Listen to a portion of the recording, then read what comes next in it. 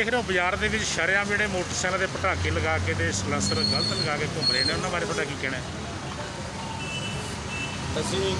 Traffic police Nabha ਵੱਲੋਂ ਬਹੁਤ ਵਾਰੀ ਇਹਨਾਂ ਨੂੰ ਰਿਕੁਐਸਟ ਕਰ ਚੁੱਕੇ ਹਾਂ ਕਿ ਤੁਸੀਂ ਆਪੋ ਆਪਣੇ ਸਲੈਂਸਰਾਂ ਨੂੰ ਚੇਂਜ ਕਰਾ ਦਿਓ, ਤਾਂ ਜੋ ਜ਼ਿਆਦਾ ਆਵਾਜ਼ ਕਰਨ ਵਾਲੇ ਅਤੇ ਪਟਾਕੇ ਮਾਰਨ ਵਾਲੇ ਸਲੈਂਸਰ ਜਦੋਂ ਕੋਈ ਬਜ਼ੁਰਗ ਬੰਦਾ ਲੰਘਦਾ ਤਾਂ ਉਸ ਨੂੰ ਬਹੁਤ ਪ੍ਰੋਬਲਮ ਆਉਂਦੀ ਆ। ਮਾਨਯੋਗ ਐਸਐਸਪੀ ਸਾਹਿਬ ਪਟਿਆਲਾ, ਐਸਐਸਪੀ ਸਾਹਿਬ ਟ੍ਰੈਫਿਕ ਪਟਿਆਲਾ ਅਤੇ ਡੀਐਸਪੀ ਸਾਹਿਬ ਟ੍ਰੈਫਿਕ ਪਟਿਆਲਾ ਅਤੇ ਡੀਐਸਪੀ ਸਾਹਿਬ ਨਾਭਾ ਦੀਆਂ ਹਦਾਇਤਾਂ ਅਨੁਸਾਰ ਹੁਣ ਅਸੀਂ ਇਹਨਾਂ ਦੇ ਚਲਾਨ ਕਰ ਰਹੇ ਹਾਂ ਅਤੇ ਸਲੈਂਸਰ ਲਾ ਰਹੇ ਹਾਂ, ਅਤੇ ਇਹ ਮੁਹਿੰਮ ਲਗਾਤਾਰ ਜਾਰੀ ਰਹੂਗੀ।